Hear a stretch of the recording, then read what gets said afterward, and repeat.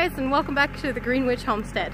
So today, as you can see, we are outside and we're down at the market garden. We got lucky and were able to borrow a small John Deere tractor from a friend that's got a tiller on it. Originally we were going to use the pigs down here, but it's been so rainy and muddy and we're running out of time. It's too wet to have them down here. They'll pack the garden too tight.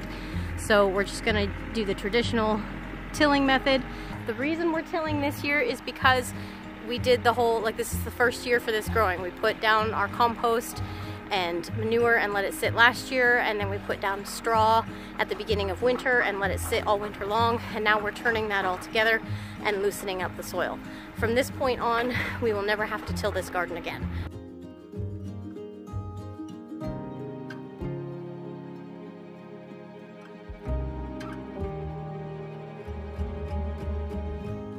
We are also adding the compost to the potato rows. I've gone ahead and pulled the tarps off of that stretch of hay, and we're going to put compost on top and turn those all in and then make them back into rows and cover them up again. We'll be putting our potatoes in hopefully by the end of next week. So this is our compost pile that we had. It's been 2 years, so it's pretty much dirt at this point in time, and he's using the tractor, getting a couple scoops of it, and as you can see, we're spreading it out over the potato mounds, and then we're gonna turn this all in like we did over there and get everything all covered back up again. Now, if you remember what it looked like last year, this is how it looks now. This is 2 years in the making. So 1 year's worth of manure. And the second year we had the straw all the way through winter to just help break down everything and keep it nice and hot. Our market garden soil now. And as you can see, it went from being a clay field to being nice, light, fluffy soil. Alright, so now that we've got this bed tilled over, we're putting the fabric cloth over top, and we're gonna leave this on all season and plant through it in hopes to keep the weeds down back here, because the weeds are pretty heavy back here. We'll see how this does. Next year we may have to change it up and use a heavier fabric cloth, but this is what we're gonna do this year. And just like that, everything's done. So this market garden is completely covered over, and it's done up in rows with the staples in between. I'll come through as I plant. I'll cut the spaces for the plants to go, and we're gonna get a fence around this one too. So the last thing left to do is to mound up and recover the potato rows, and then we'll be good to go. And just like that, I'm done tarping everything. So the beds running this way are the potato beds. And then back there further is the market garden rows, which will get planted out. On what I grow, I can fit 2 to 3 rows in each bed, section that you see. And then, like I said, these are gonna be my potato mounds. I'm extremely excited. We've got a week and a half before I can start planting down here, so I don't know, it's spring. Actually, today is officially the first day of spring.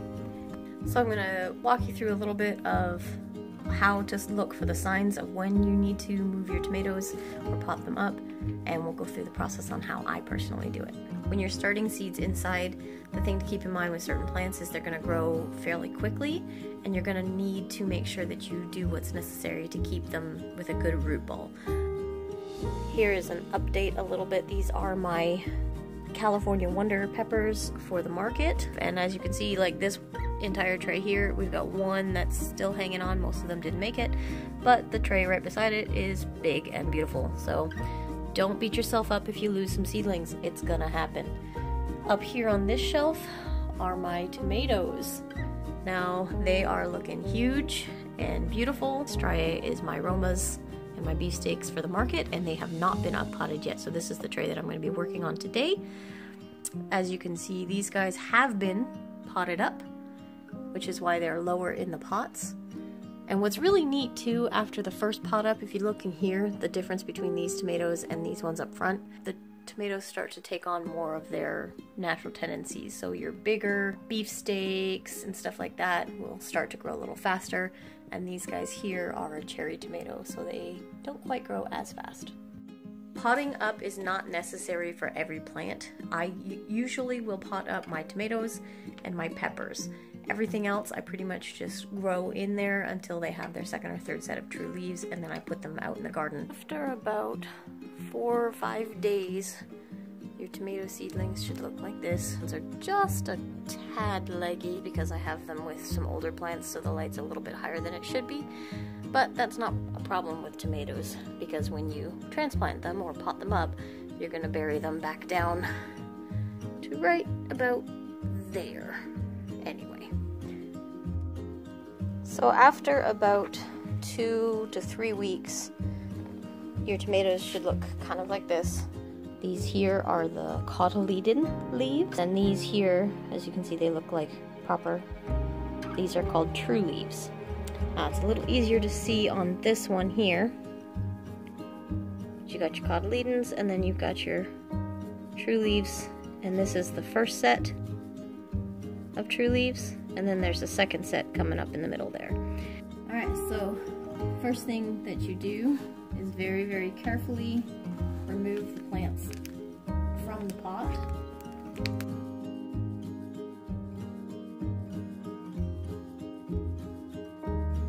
Now what I do is I will put my fingers on the soil on either side of the plant so that it doesn't just fall out, and then I squeeze the bottom to loosen that soil, and then just give it a gentle tug and it should come out. Now you want to make sure you do this when the soil is wet. So once you have your tomato seedlings out and you see how much stem is exposed on this one, what you do is just kind of use your thumb and just gently press that soil until most of it falls off. And then I like to just kind of till you got that.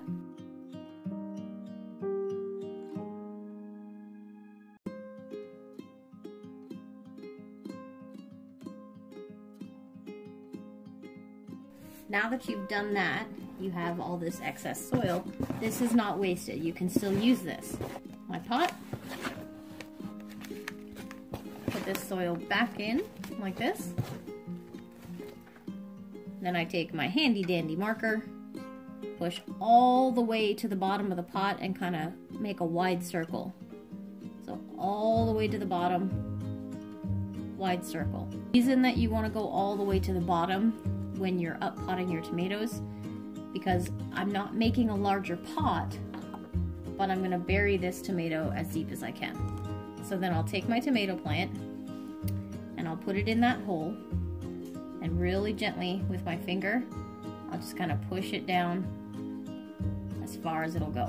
Real careful not to smush the plant, so you're packing from the outside. So push your finger up against the side of the pot like this, and then push straight down. That'll pack the soil around the root without risk of breaking the stem. So I'm going to do that with all 6, and then I'll show you the next step.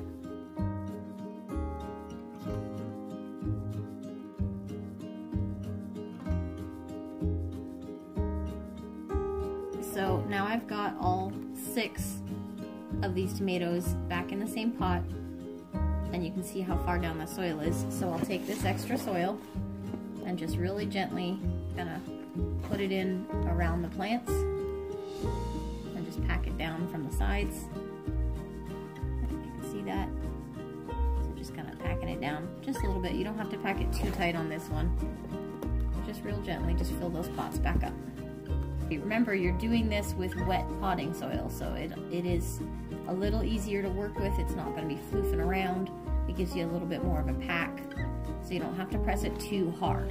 Is that it's the exact same soil that your tomatoes were in, so you're not introducing anything new to them at this stage. They're not going to suffer as quite as bad of a transplant shock. That looks pretty good to me. Then you would just give these guys a little water in, and you can see they're planted quite a bit deeper, and that's going to provide a whole lot more root structure.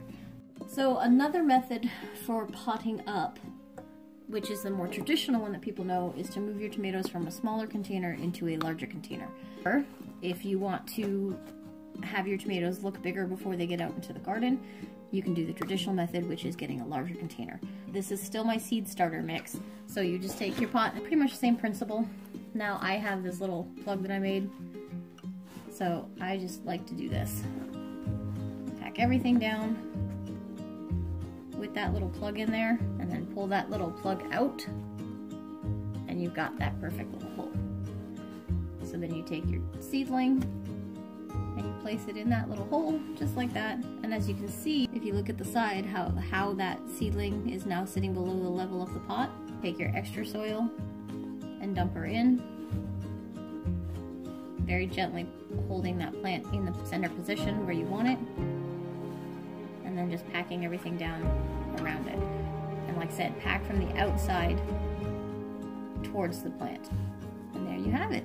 This is an up-potted tomato. You can see my tomatoes have been split up, and everyone's got their own individual pot, and they've all been potted deeper to get that extra root growth going on them. Some of them made it a little bit deeper than others. The plant itself was already a little too tall. So I'm excited about the progression of the market garden. It's really coming along. I still don't know how things are gonna grow in there. Like I said, this is our first year actually being able to plant in the soil down there. So fingers crossed you guys will get to experience it with us and see if it succeeds or if we're gonna flop. I am prepared for my market garden to just be extra food for us. That's not gonna be a huge detriment to us, as we haven't really started concerning ourselves with the income of the market garden yet.